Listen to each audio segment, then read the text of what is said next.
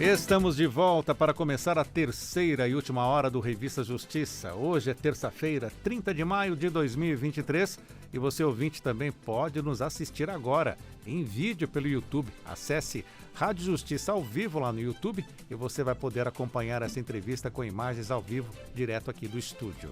10 horas, 2 minutos. Revista Justiça. Debate. Está prevista na pauta desta quinta-feira do Supremo Tribunal Federal o julgamento de uma ação que discute a descriminalização do porte de drogas para o consumo pessoal. O julgamento não vai analisar a questão de venda de drogas, que continuará ilegal qualquer seja o resultado desta ação. E nós recebemos aqui em nossos estúdios, e já agradecemos, o Dr. Victor Minervino Quintieri, advogado criminalista, que também é professor de graduação e pós-graduação e doutor. Dr. Victor, bem-vindo, bom dia. Olá, bom dia, Sérgio. Bom dia aos queridos colegas aqui, amigos que estão dividindo a tribuna comigo. Bom dia a você, amigo ouvinte, amiga ouvinte.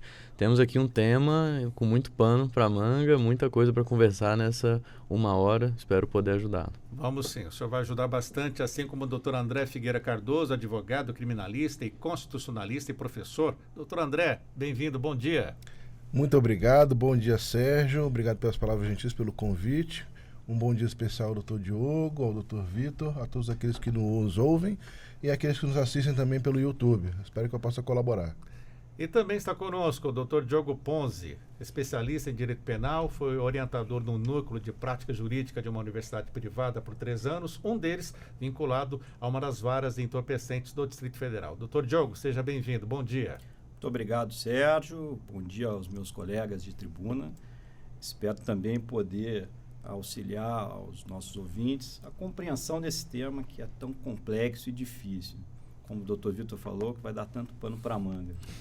Para iniciar, então, gostaria que o Dr. Vitor, o Dr. André, o Dr. Diogo também, faça uma introdução sobre esta ação. Como ela acabou chegando aqui no Supremo Tribunal Federal, Dr. Victor? Posso começar com o senhor? Claro, perfeitamente. Bom, Sérgio, trata-se aqui, para que o amigo ouvinte compreenda também, de originariamente uma ação penal em primeira instância, em que uma determinada pessoa foi condenada por portar certa quantidade de maconha.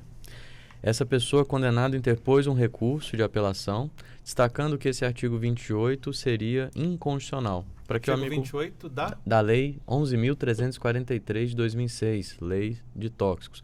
Para que o nosso amigo ouvinte entenda, nosso amigo ouvinte que muito nos brinda com a audiência, quando a gente fala em declaração de inconstitucionalidade, queremos dizer o seguinte, que determinado artigo não está em sintonia com os direitos, com as garantias, com os preceitos mesmo fundamentais previstos na Constituição Federal. E diante da manutenção dessa condenação em segundo grau, mais especificamente na turma recursal ali de Diadema, foi interposto um chamado recurso extraordinário, que é o mecanismo pelo qual, dentre outras coisas, o Supremo Tribunal Federal, como Corte Constitucional, analisa a constitucionalidade ou não de determinado artigo, no caso o artigo 28, basicamente, afinal, o uso de entorpecente, né, para consumo próprio, ou a posse desse entorpecente para consumo próprio, deve continuar sendo tratada como crime? Essa é a pergunta que o Supremo Tribunal Federal fará. Não podemos confundir a chamada descriminalização, que é o que a gente vai debater aqui ao longo da próxima hora, com a chamada despenalização. Despenalização é um fenômeno consistente no fato de que, para uma determinada conduta delitiva, não seja atribuída como contrapartida, como resposta, uma pena privativa de liberdade. Vejam que o artigo 28 já tem essa dinâmica. Trata-se de um crime que não gera como consequência prisão de alguém. O que estamos a tratar aqui é o próximo passo, eventualmente, caso o Supremo assim decida, a descriminalização. Passo a palavra, Sérgio. Doutor André, o que o senhor pode acrescentar também nessas diferenças de despenalização e descriminalização? A palavra mais difícil eu acertei. É um pouco trava-língua, né? Como eu estava brincando antes do início, né? A dificuldade é falar inconstitucionalidade rapidamente 5 vezes, né? Mas em relação ao caso concreto, o doutor Vitor descreveu muito bem, agora me chamou bastante atenção, analisando os autos do processo desse recurso extraordinário, que é o recurso extraordinário 635659, vindo de São Paulo, que se trata de uma questão envolvendo uma pessoa que já se encontrava cumprindo pena. Então, a pessoa que entrou com o recurso, que interpôs o recurso por meio da Defensoria Pública, ela se encontrava cumprindo pena por uma série de crimes patrimoniais no Centro de Detenção Provisória de Diadema, e numa inspeção aleatória se encontrou aí o que se chama vulgarmente de um beck, né? Um cigarro de maconha, no ambiente carcerário, um baseado, exatamente. E essa pessoa assumiu a responsabilidade por aquele baseado, disse que era dela, recebeu uma sanção administrativa no nome do presídio e posteriormente respondeu a essa ação penal com base no artigo 28.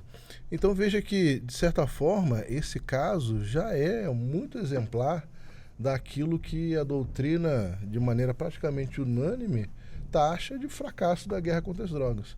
Então veja bem, no âmbito do estabelecimento carcerário, que é uma instituição que deveria sofrer os maiores controles, no âmbito dessa instituição foi possível o ingresso livre de entorpecentes que são considerados pela lei penal de circulação restrita, proibida. Então, nesse caso concreto, inclusive, essa pessoa que foi, eu não digo nem presa, né, porque ela já se encontrava presa, né, posteriormente recebeu essa ação penal, ela mencionou que a maconha, inclusive, trazia efeitos pacificadores para o presídio, né? Quando ela foi indagada a esse respeito, por que fazia uso, as consequências, ela disse que era uma droga coletiva, muito embora tenha assumido a propriedade, e disse que era realmente trazia um efeito de pacificação no âmbito do cárcere. Então, esse caso concreto que o Supremo virá a julgar, talvez ela encontre uma certa barreira na discussão em relação às teses que foram sustentadas pela Defensoria Pública, que são as teses de defesa da intimidade e da privacidade, barreiras em relação à concretude do exemplo que foi trazido. Porque aquele cidadão que se encontra detido, ele tem uma restrição legítima aos seus direitos e garantias fundamentais. Não apenas a liberdade, como até a própria intimidade, né? A autoridade prisional pode aleatoriamente fazer uma inspeção na sua residência, entre aspas, na sua cela, né? Então, talvez esses pontos sejam trazidos a debate por parte daqueles ministros que têm uma certa ressalva em relação à tese debatida. Doutor Diogo, o que o senhor pode acrescentar nessa primeira pergunta? Os meus colegas aqui de tribuna exploraram com maestria essas primeiras questões procedimentais que envolvem o caso. Me chama a atenção aqui, como o doutor André estava mencionando, nós temos um caso bem típico daquele cliente preferencial do sistema, né? Aquela pessoa que está já dentro do sistema prisional, assistido pela Defensoria Pública, sequer tem condições de arcar com os custos de um advogado. E são essas pessoas que, invariavelmente, muitas vezes são envolvidas na chamada guerra às drogas. Eu acredito que, nessa mesa aqui, dificilmente alguém defenderá o sucesso dessa empreitada como política criminal. A guerra às drogas, me parece muito claro que realmente fracassou. Isso não quer dizer que a gente não possa também levantar algumas ressalvas em relação ao que está sendo debatido no Supremo.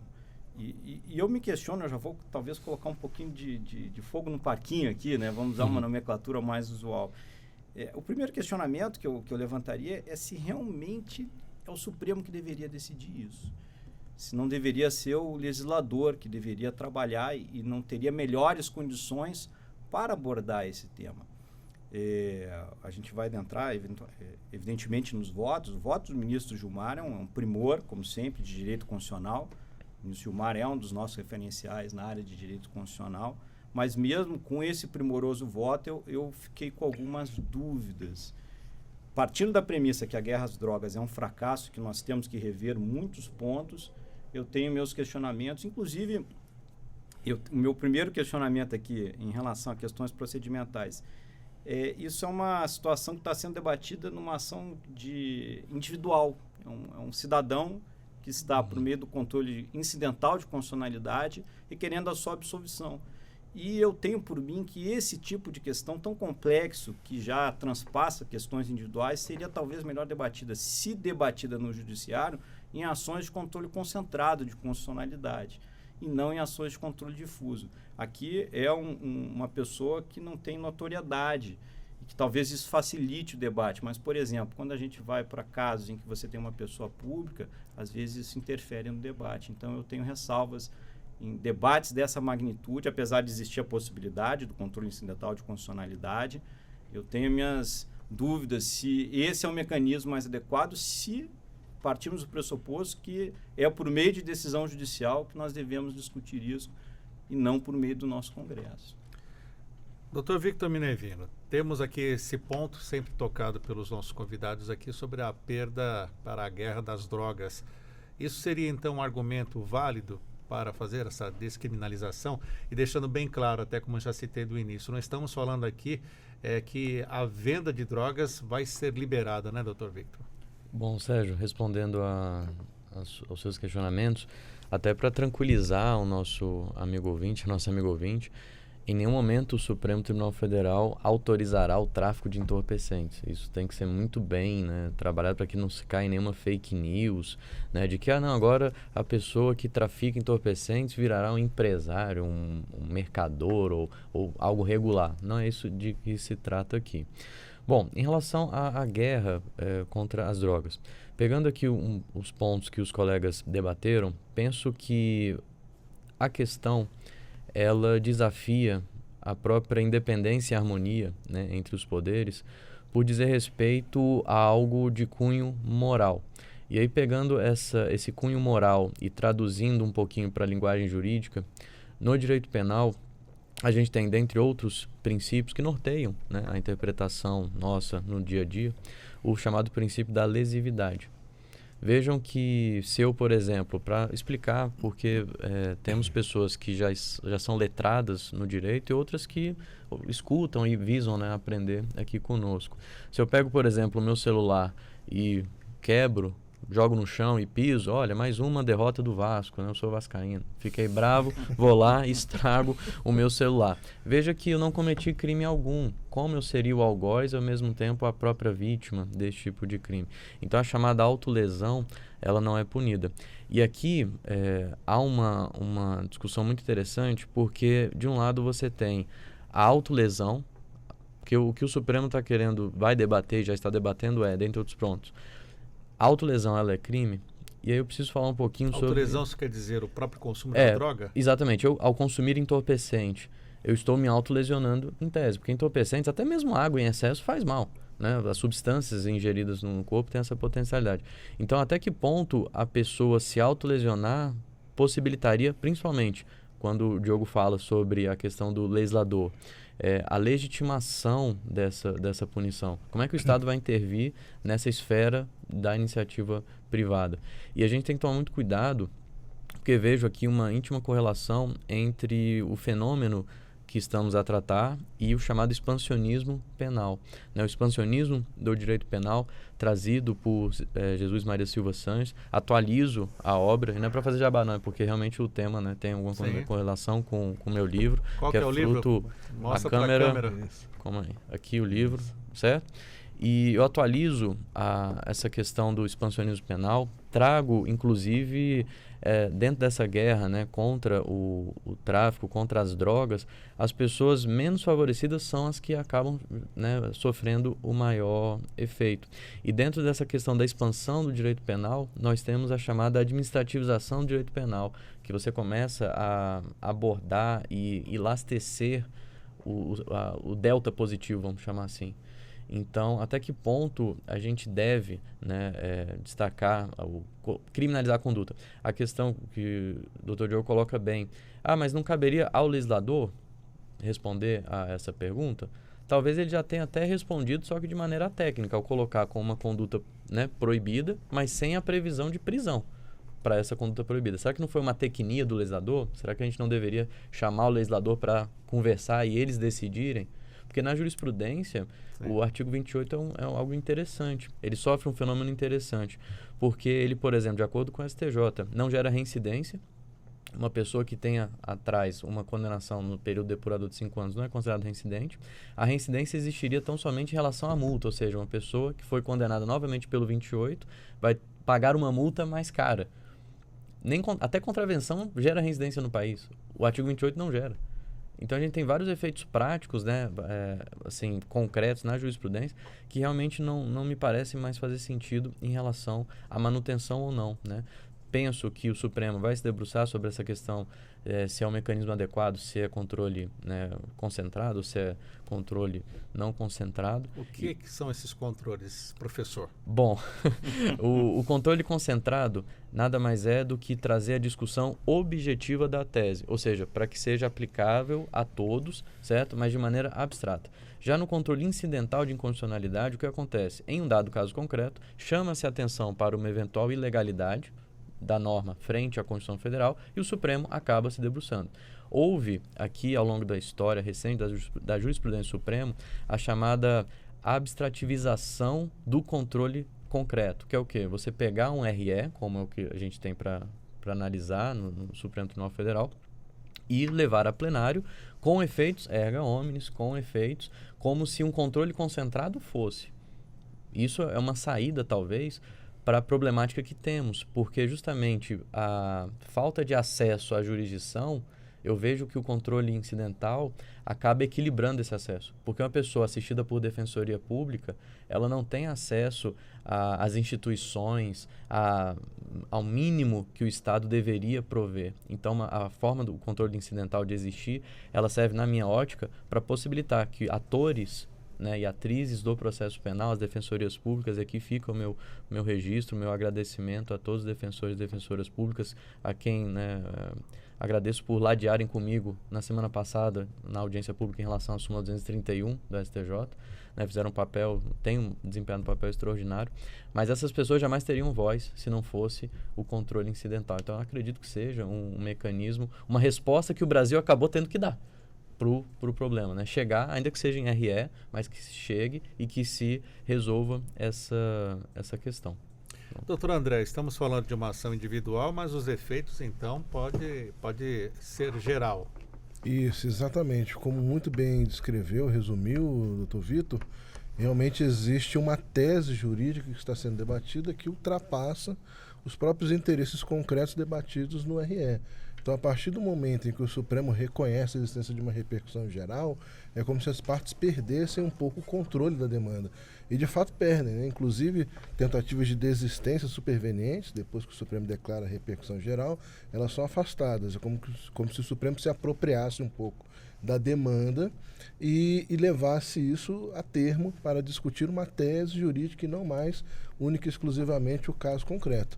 Então, uma vez o Supremo chancelando essa tese, seja lá qual for, ela realmente vai ter efeito erga omnes, que se chama, efeito contra todos, né? Salvo engano, acho que é a tese 506 que está sendo debatida 506, por meio 506. Exato, por meio desse recurso extraordinário. Em relação a essa visão mais clássica da tripartição de poderes, né? Eu vejo da seguinte forma: eu acho que o legislativo ele tem um certo âmbito de legitimidade, inclusive para não decidir. Então, questões políticas em que haja um dissenso moral razoável, para usar um termo do constitucionalismo clássico, de Waldron e outros doutrinadores, o Congresso ele tem uma legitimidade para ponderar valores e interesses variados e entender que, naquele momento político específico, não é conveniente nem adequado adentrar esse debate. Então, o nosso Congresso hoje em dia está debatendo questões de grande importância, arcabouço fiscal, investimento, questão de Petrobras, meio ambiente, etc. É legítimo que ele não adentre, que ele julgue não ser relevante esse tipo de debate. O Supremo, ele anda em outras balizas, o Supremo tem outro tempo.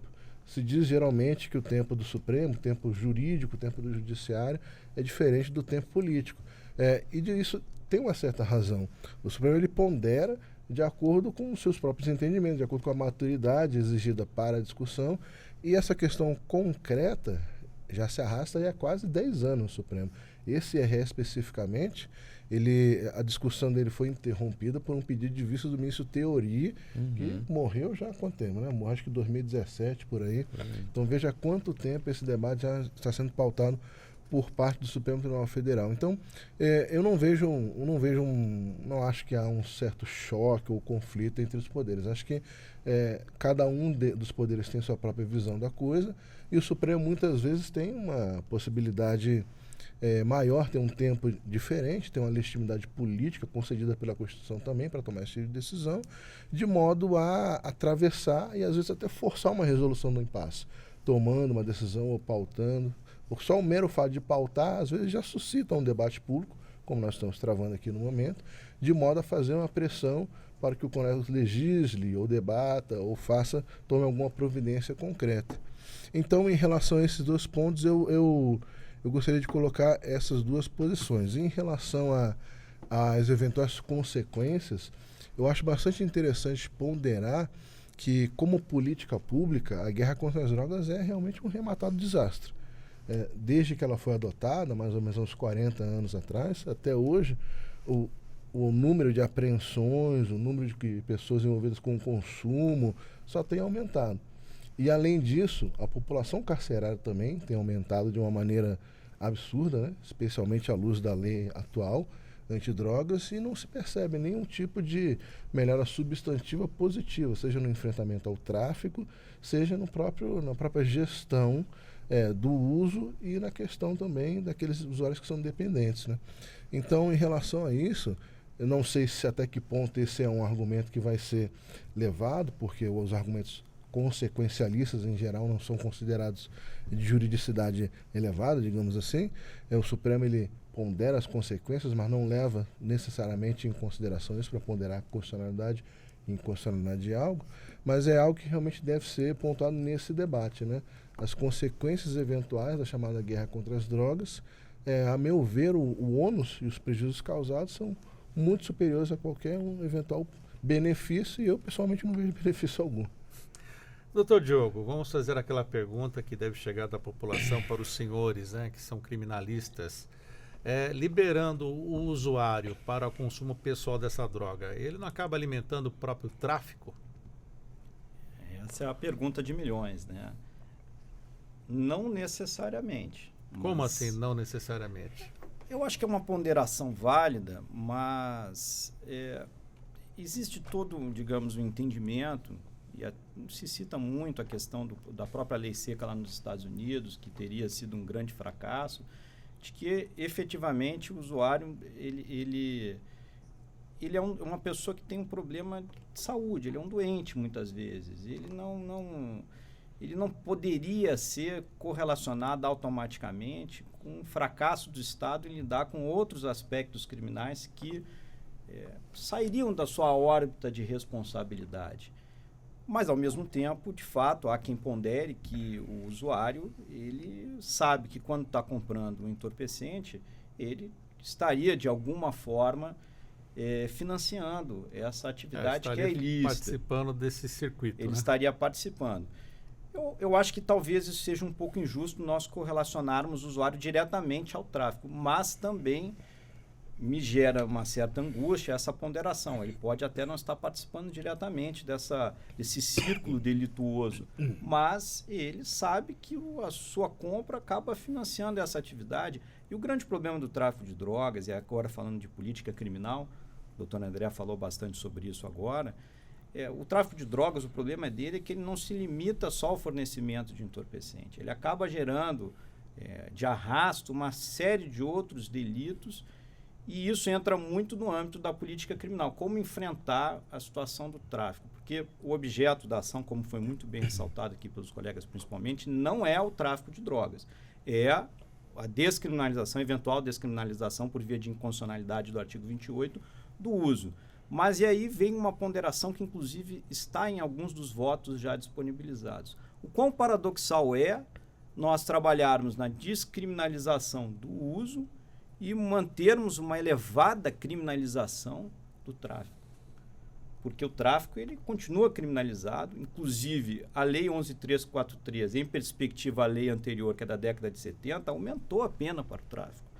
Ela fez esse tipo penal anômalo, como o Dr. Vitor muito bem colocou, porque é um tipo penal que não tem um preceito secundário, uma pena privativa de liberdade. Há quem diga que isso, por si só, se eu não me engano, o saudoso Luiz Flávio Gomes já falava isso, só por termos feito um tipo desse jeito, ele já seria inconstitucional de forma priorística, né? Eu tenho, assim, minhas dúvidas, porque nós também fizemos algo um pouco parecido quando nos crimes ambientais, que nós responsabilizamos pessoas jurídicas que não podem ser presas. Então, isso não é uma novidade, digamos, na nossa legislação, mas eu concordo que é um tipo anômalo, no mínimo, não é um tipo comum.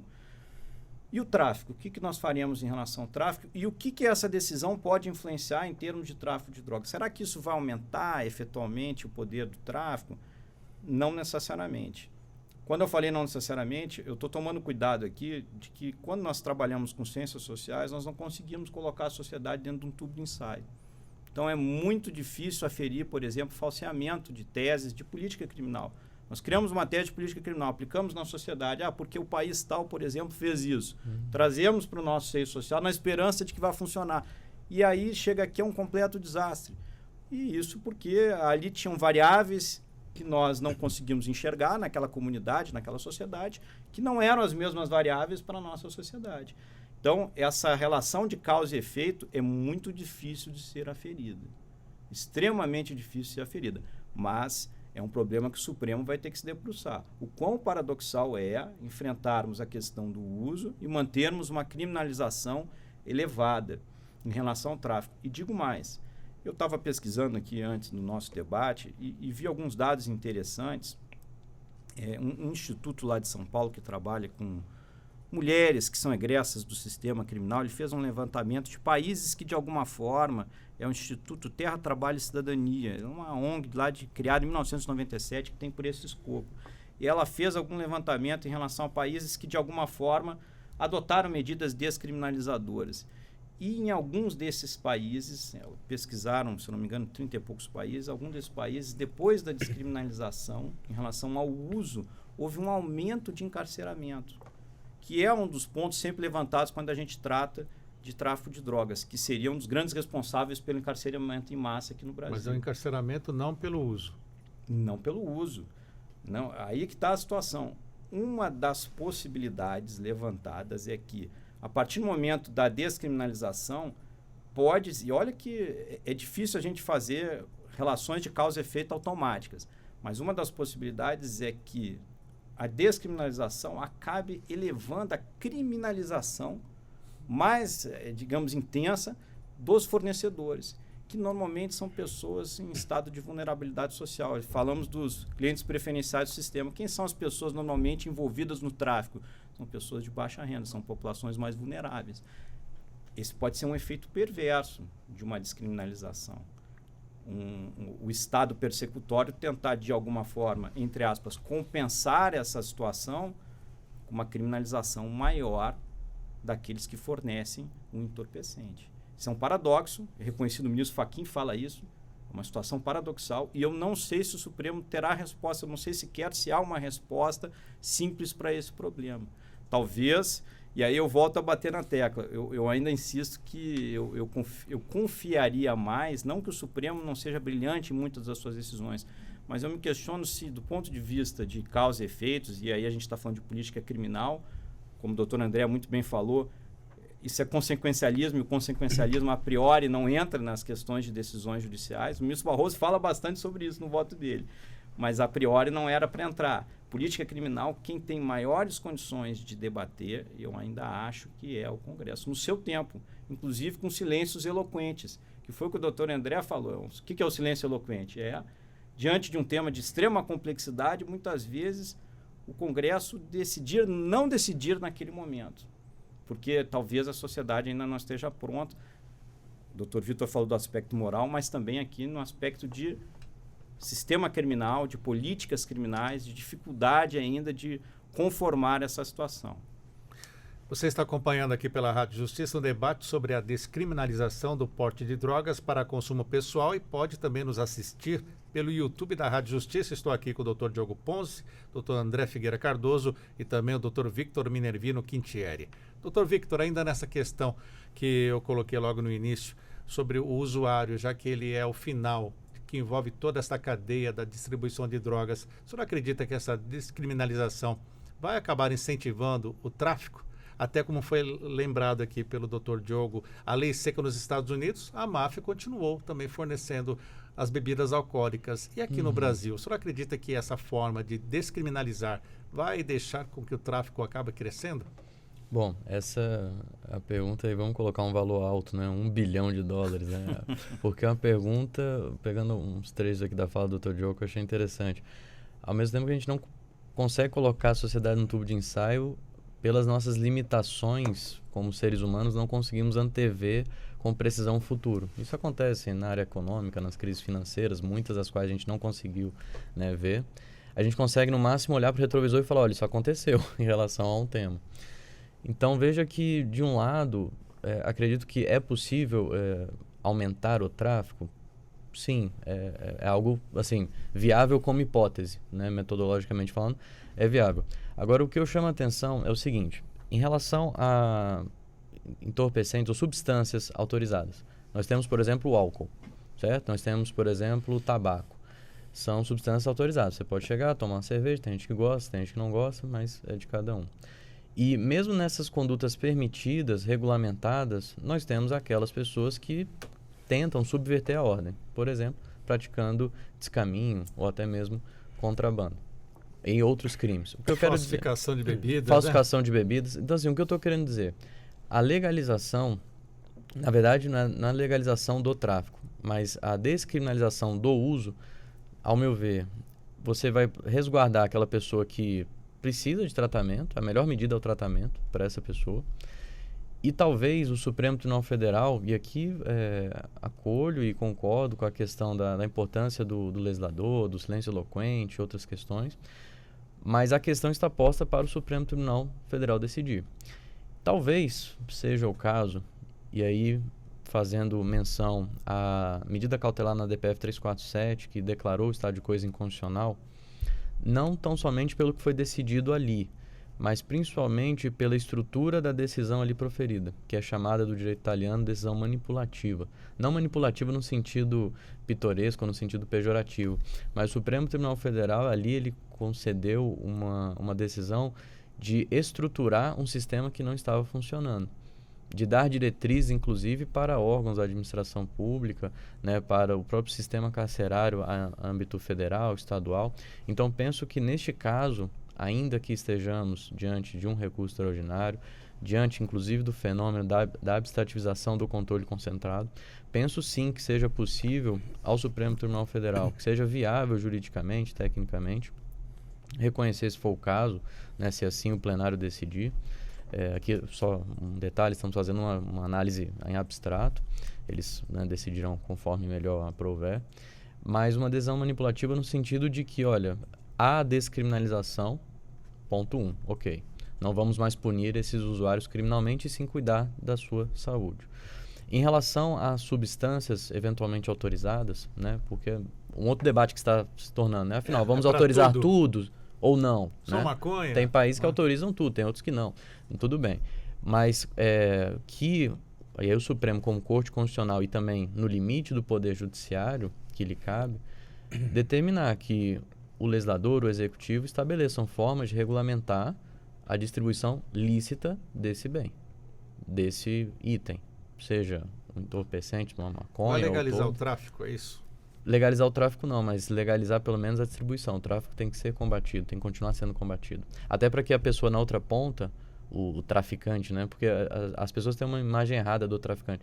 O traficante é sempre aquele bilionário, milionário, etc. Não, tem vários pequenos, né, traficantes que acabam cometendo a traficância e acabam sofrendo assim, punições muito maiores do que a conduta concretamente representaria, em termos de risco à saúde pública ou qualquer coisa nesse sentido. Talvez seja até a maioria, né, doutor? Exatamente, a maioria. Não, né, realmente essa questão quase que de cinema, né, da gente exato, acha que Escobar, todos são os Escobares. Sim. E não é. Mas não tem é uma diferença, então, do traficante e do produtor de drogas. Exatamente. E aí regulamentar, porque veja, na questão do canabidiol, já há uma regulamentação de uso para tratamento médico. Tanto é que pessoas têm sido, né, e o próprio STJ decidiu, em alguns casos, né, autorizando, concedendo habeas corpus, trancando ações penais, inclusive, porque usuários para tratamento estavam sendo capturados como usuários de entorpecentes do 28. Então, veja que essa abertura, essa possibilidade de regulamentação desse fornecimento já não é algo tão impossível. Talvez fosse o caso, o Supremo indicar, através de uma decisão manipulativa, que seja aditiva, seja de outras espécies, mas que o artigo 28 deve ser descriminalizado e o Estado brasileiro, seja o legislativo, seja o executivo, respeitando, obviamente, a independência e a harmonia, regulamentem esse ponto. para que a gente tenha, dentro do possível, e aqui não estou fazendo nenhuma previsão concreta, mas que a gente possa ter um caminho a seguir, pelo menos. Porque do jeito que está, eu acho que a gente entrou num cenário, numa linha também, não sei se os colegas concordam comigo, em que o artigo 28 ele realmente é um delito totalmente fora da caixa. O que fazer com esse artigo 28? E para a população ter muita perspectiva.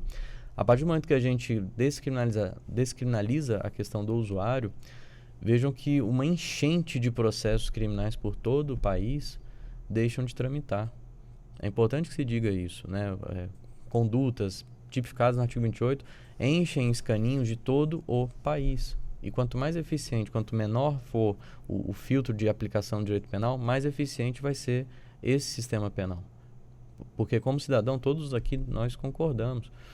O direito penal, o processo penal tem que ser eficiente, tem que tutelar realmente aquilo que seja necessário. Crimes mais graves devem ser realmente objeto da tutela penal. O resto é a questão de saúde pública, como a questão do usuário. Então, se eu pudesse responder dando uma perspectiva complexa, Sérgio hoje não está facilitando, né, nas perguntas. Ainda vou colocar mais uma perguntinha, como claro. Diz o Walter Lima, nosso colega, mais uma pimentinha. Doutor André, você não acredita que essa descriminalização vai acabar criando mais dependentes químicos, mais usuários de drogas?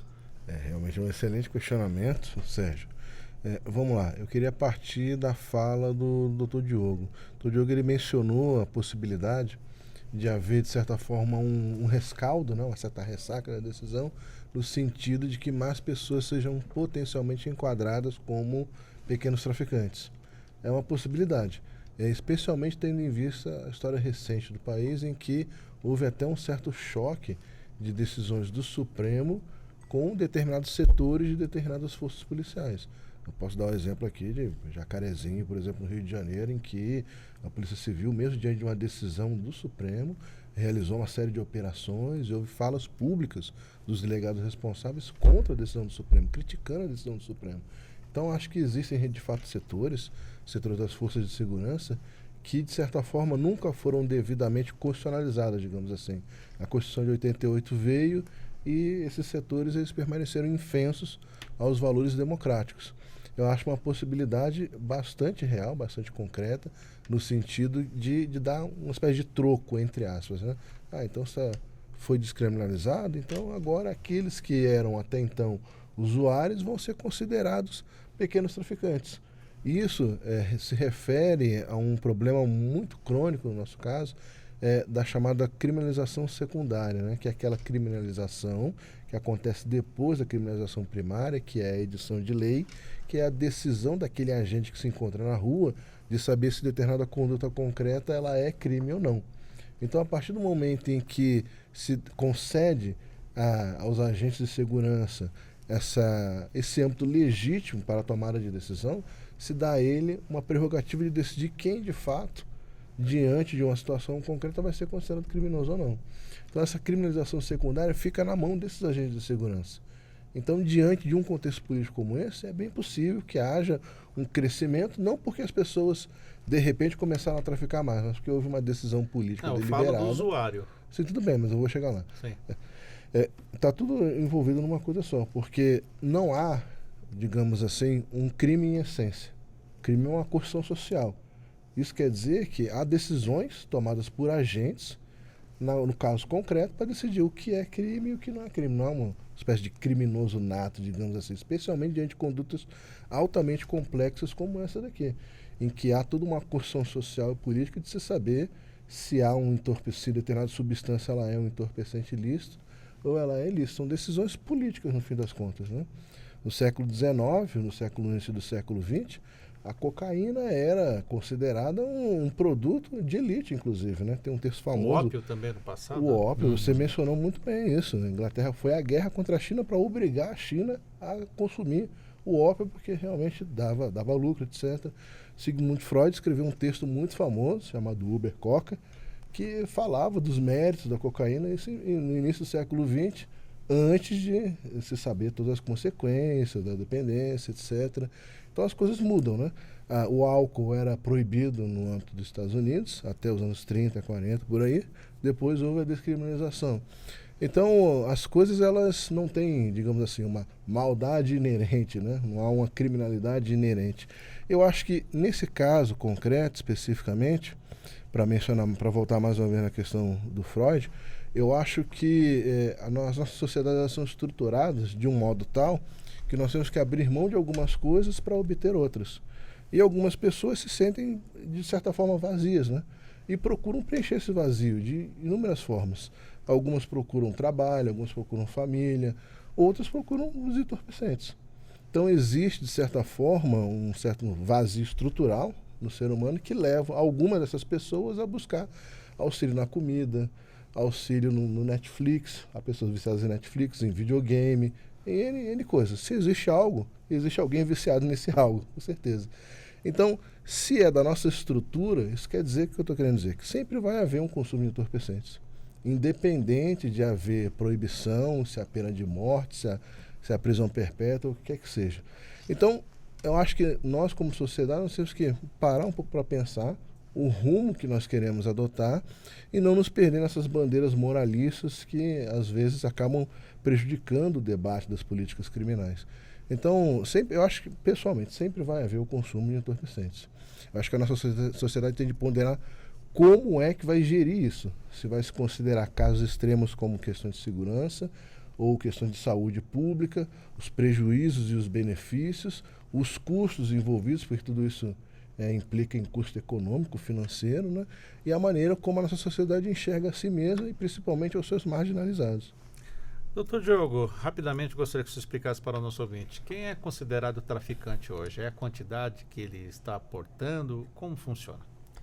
Doutor Vitor, agora, essa pergunta de bilhões, zilhões, vamos Trilhão, continuar aumentando aqui. Estamos em trilhões essa já. gradação, né? Não temos uma qualificação? Não, hoje nós não temos a lei não estabeleceu um critério, ela estabelece alguns vetores hermenêuticos para tentar de alguma forma auxiliar ao magistrado quando tem que identificar se uma pessoa é usuária ou não. Mas o doutor André falou muito bem, ele já introduziu esse assunto. Nós temos um outro grande problema que não é o objeto dessa ação, mas está completamente correlato a isso. O objeto dessa ação aqui, eu estava até pegando aqui um trecho do voto do ministro Gilmar, é de um lado o direito coletivo à saúde e à segurança e de outro a alegada ofensa ao direito à privacidade. Então esse o ministro Gilmar coloca lá no seu voto. É brilhante, como eu disse antes. Só que tem um segundo problema aqui, é como que nós definiremos, como que nós faremos a diferenciação se a lei não estabelece um critério objetivo para tanto. Como disse, só coloca vetores hermenêuticos. O ministro Barroso chega a falar no seu voto a possibilidade de estabelecer um critério objetivo em relação à quantidade.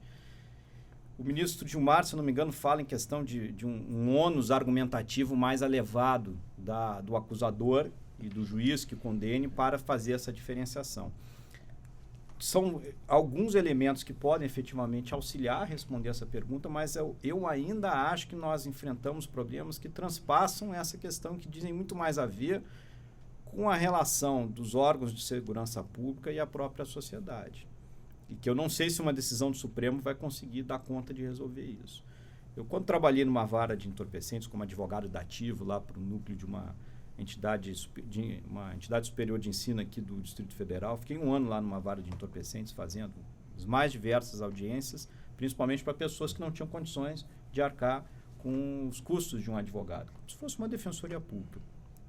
E os processos que chegavam lá eram muito similares. Era um processo em que nós tínhamos uma guarnição da Polícia Militar, uma equipe da Polícia Civil, que dizia que o fulano estava cometendo a traficância. E eles argumentavam, tinha o objeto de apreensão normalmente, era um entorpecente, tinha ali os exames, os laudos técnicos que aferiam se efetivamente tinha o princípio ativo que identificava como entorpecente, normalmente positivo, e era a palavra dos policiais que dizia efetivamente se aquele indivíduo estava ou não cometendo um crime de tráfico ou se estava cometendo o crime de uso. Nós deixávamos basicamente essa decisão não para o magistrado, mas para os agentes de segurança pública, porque era com base nos depoimentos deles que se decidia. Raramente o juiz ia muito distante, a não ser que tivesse uma incongruência assim, realmente muito relevante entre os depoimentos dos policiais, mas havia uma tendência dos magistrados daquele momento, isso já faz alguns bons anos, de seguir esses depoimentos, o que esses depoimentos diziam. Por exemplo, os depoimentos diziam assim, houve troca de produtos, Quando a pessoa foi presa, ela tinha dinheiro e mais entorpecentes, às vezes quantidades pequenas, mais fragmentados, mais de um tipo de entorpecente, dinheiro também trocado, eram alguns argumentos que eram elencados como definidores do tráfico e não do uso. E eu acho que o Supremo, e aí eu volto àquela questão, o doutor Vitor falou muito bem, o Supremo ele vai ter que decidir porque a questão foi posta para ele, ter a inafastabilidade da jurisdição, ele tem que decidir. Mas eu ainda acho que talvez ele não consiga, naquela decisão, enfrentar problemas, são problemas de política criminal. Os órgãos de segurança pública estão aparelhados para esse tipo de enfrentamento, as investigações estão sendo corretamente feitas, a questão da valoração da palavra do policial, que não é objeto dessa ação, mas que tem sido debatido, inclusive, recentemente, eu acho que o STJ soltou uma decisão em que ele disse que... Sobre entrada em domicílio. Isso. Sim. São várias outras questões que transitam aqui com o que está sendo colocado e que, por mais que o Supremo profira uma decisão manipulativa, doutor Vitor, eu acho que ele vai ter dificuldade de enfrentar, nesse caso, esse problema, essa situação. Acho que vai ter muita dificuldade. Nosso tempo já está acabando e o assunto é bem intrigante, né? Uma coisa que puxa a outra e as dúvidas vão surgindo. Mas, doutor Victor, nessa decisão do Supremo Tribunal Federal, então, ele deve decidir qual tipo de entorpecente pode ser liberado, a quantidade que pode ser considerada também uso pessoal, o que mais podemos destacar? Bom, nesse julgado, e aí fazendo alusão às circunstâncias, né, que são levadas, comungo do entendimento, doutor André, doutor Ponzi, em relação à dificuldade que a gente tem. Tanto a legislação, né, a parte da legislação, ela não fala quantas gramas, qual entorpecente, e a gente entra numa questão que é complexa, que é aquela, eu vou fazer uma analogia com refrigerante. Eu gosto de refrigerante. Eu tomo, né, uma quantidade razoável de refrigerante. Tem gente que não suporta tomar a quantidade que eu tomo. Cerveja, a mesma coisa. Tem gente que com um copo de cerveja já fica, né, assim, pronto, já deu, já estou saciado, já estou até um pouco empanzado. Tem gente que bebe 3, 4, 10 latinhos.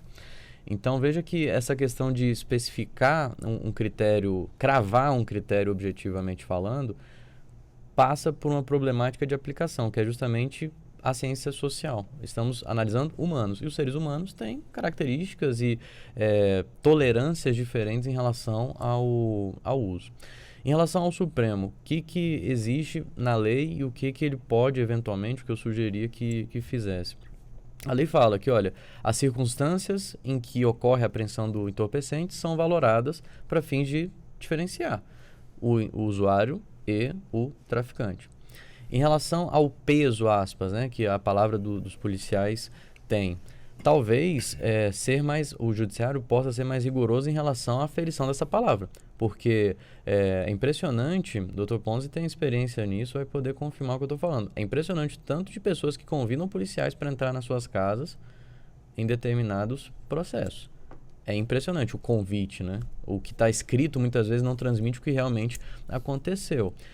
Então, assim, deve-se dar credibilidade à polícia? É óbvio que sim, fazem um trabalho importantíssimo. Mas também existem abusos. Ou ainda, depoimentos iguais. Parece que as pessoas têm uma conexão, né, assim, telepática, né? Os depoimentos são exatamente a mesma coisa. Eu falo, nossa, só mudou o nome. Como eles pensam igual, né? Como eles respondem igual as coisas.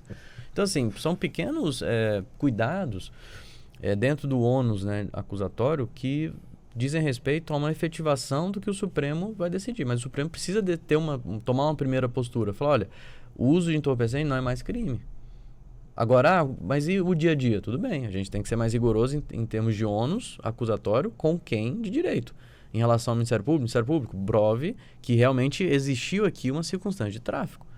Não é só porque você achou dinheiro trocado, dá até medo de andar com dinheiro trocado, né? Algumas cédulas em real e quantidade baixa, né? Pequena de entorpecente. Ah, mas eram 2 tipos de entorpecentes. Ué, isso não pode indicar necessariamente a traficância. Então, o Supremo vai ter que definir se é um entorpecente só, 2, 3... Ele vai ter que estabelecer. Exatamente. Falar, olha, porque, por exemplo, vai colocar crack, cocaína, maconha, todos. É uma posição. Ah, não, só maconha. Aí com eles. Até onde ir, né? Esse vai ser um debate que talvez nem eles, nem a gente aqui tem ainda uma resposta definitiva. Doutor André, rapidamente, o nosso tempo está acabando, mas eu gostaria que o senhor falasse um pouquinho também sobre como foi a experiência no Uruguai, quando descriminalizou as drogas. O que aconteceu, como está agora? O que o senhor pode analisar para o nosso ouvinte? Excelente questionamento, Sérgio. A experiência dos nossos vizinhos, e não só dos nossos vizinhos aqui contíguos, né, mas também existe uma experiência em Portugal.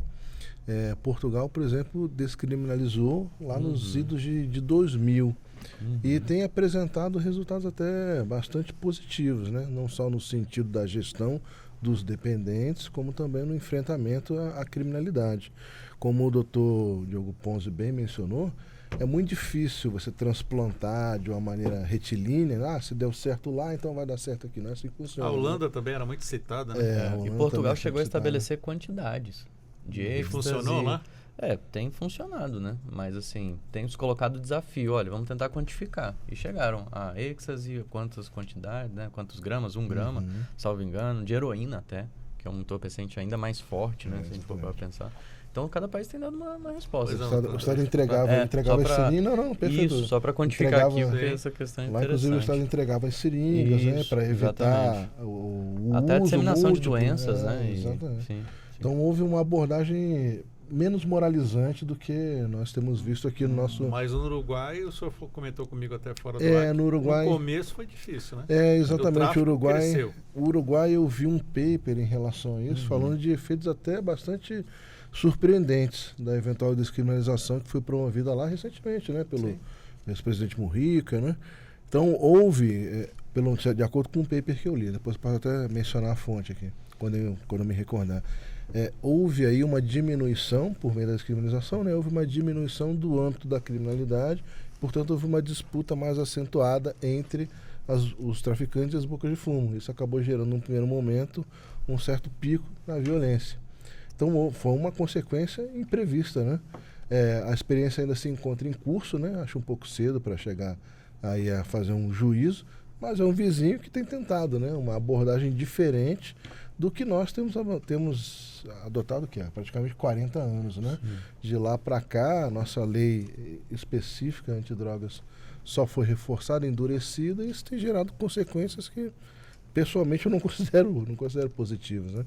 Então, no caso do Uruguai, é sempre bom mencionar com um certo grão de sal, né? Que essas alterações, esses debates podem gerar consequências imprevistas, não só no sentido de reforçar a criminalização secundária, como o doutor Diego falou, diminuir a incidência, a área de atuação do tráfico, portanto gerar um certo conflito, porque são os mesmos atores num espaço restrito e obviamente vai gerar um certo conflito, ou eventualmente até gerar efeitos positivos, né? Pode ser que eventualmente esse debate gere aí uma inflexão maior, um debate mais acentuado no âmbito até do Congresso Federal, no sentido de editar leis mais específicas abordando esse assunto.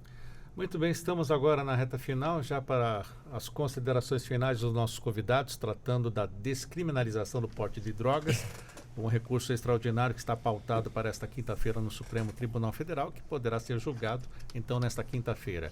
Começo agradecendo ao Dr. Diogo Ponzi, especialista em Direito Penal, foi orientador do Núcleo de Prática Jurídica de uma universidade privada por 3 anos, um deles vinculado, como ele citou aqui, a uma das varas de entorpecentes do Distrito Federal. Dr. Diogo, muito obrigado por estar conosco. E se o senhor fosse um consultor de um ministro, 1 minuto para um argumento que o senhor daria sobre esse recurso extraordinário. É complicado 1 minuto aqui, mas vamos lá.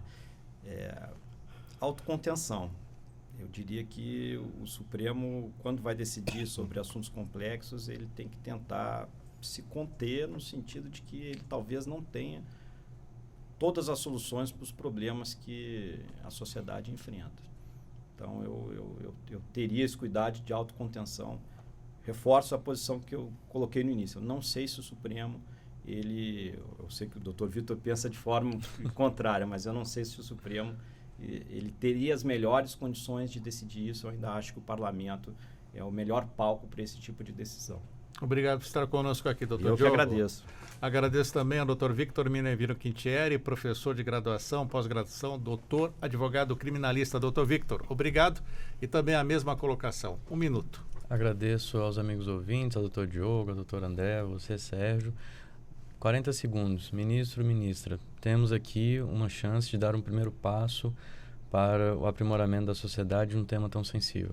Não podemos tudo, mas podemos, sim, descriminalizar o artigo 28 e estabelecer que os poderes competentes, legislativo e executivo, regulamentem questões específicas relacionadas ao que deve ser considerado como usuário ou usuário. Muito obrigado mais uma vez. Doutor André Figueira Cardoso, advogado criminalista e constitucionalista e professor. Ficou mais fácil para o senhor agora dar o conselho, né, doutor? Com certeza, eu vou acompanhar a divergência. eu entendo no mesmo sentido com o doutor Vitor, né? Eu acho e acrescentaria o quê? Eu acrescentaria, de repente vale a pena ser um pouco ousado. Acho que o Supremo está numa situação, uma circunstância politicamente e juridicamente que possibilita ele tomar uma decisão um pouco mais ousada. Muito obrigado aos nossos convidados para este debate, onde você, ouvinte, forma a sua ideia também e participa das decisões aqui da Suprema Corte. Você pode participar pelo WhatsApp 61999-758140. Nossos agradecimentos a você também que nos acompanhou pelo YouTube da Rádio Justiça ao vivo, com imagens aqui do nosso estúdio. 10h58, o Revista Justiça de hoje fica por aqui. A apresentação e edição de Sérgio Duarte, produção Leandro Bezerra, trabalhos técnicos Luiz Alves, programação musical Josimar Fernandes, coordenação de jornalismo Bárbara Michelini, Secretaria de Comunicação Social, Supremo Tribunal Federal. Eu volto daqui a pouquinho com o programa Regra do Jogo. Um ótimo dia para você e até amanhã com Revista Justiça.